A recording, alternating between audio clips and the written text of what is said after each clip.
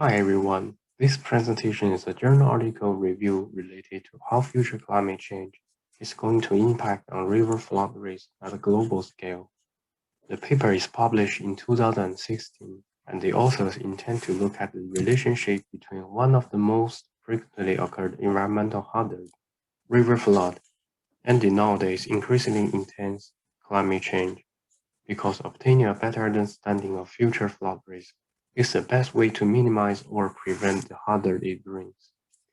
There are currently very few studies dedicated to this topic, and a big part of these studies have only measured one single indicator of the flood hazard, that is, the changes in frequency of occurrence of specific frequency events.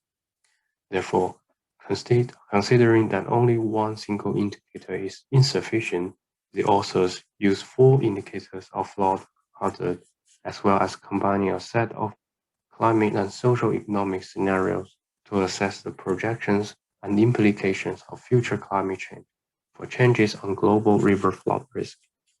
In addition, uncertainty of using scenarios of different climate models is also going to be assessed.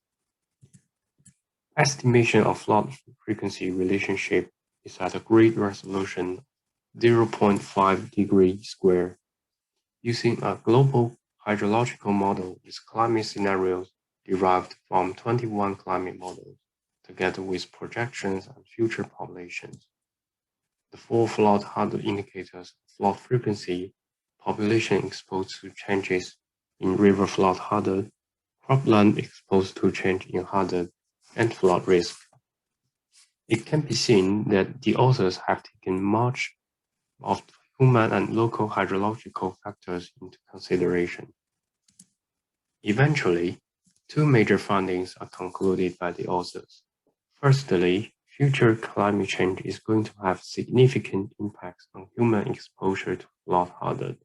Secondly, estimates of these impacts vary between different climate models.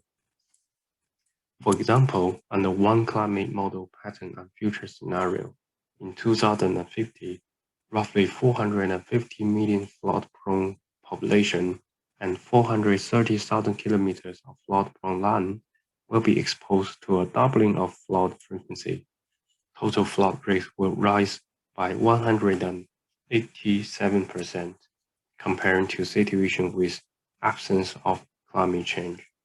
However, impacts vary a lot in different regions, mainly due to precipitation differences in populous areas.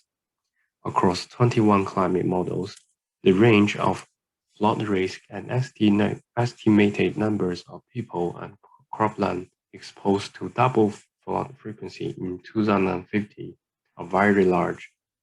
Range of changes of the climate models are much larger than which of different socio-economic scenarios. These conclusions may indicate that research on future climate change impact on flood risk could take factors other than climate, such as socio-economic factors, into consideration, but still should focus on climate patterns, particularly precipitation.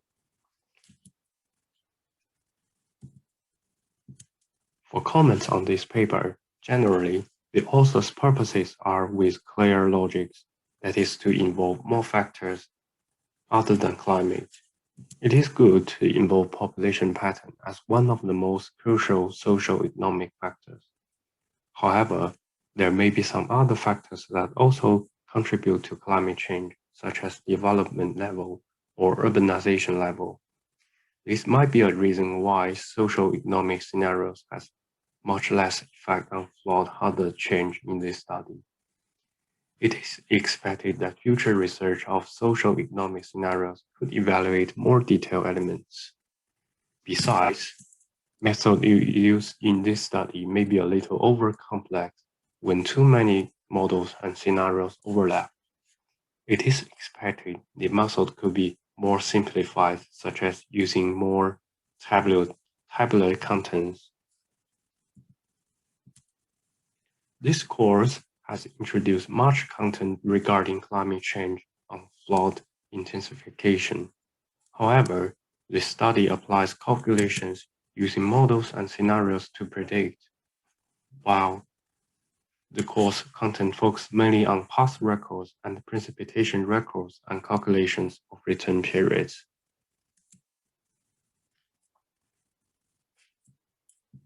To sum up, this paper provides a much wider view to look at how future climate change affects flood hazard globally, investigating multiple models and scenarios, making the research more scientific, and it could deliver a climate change projection over a specific region.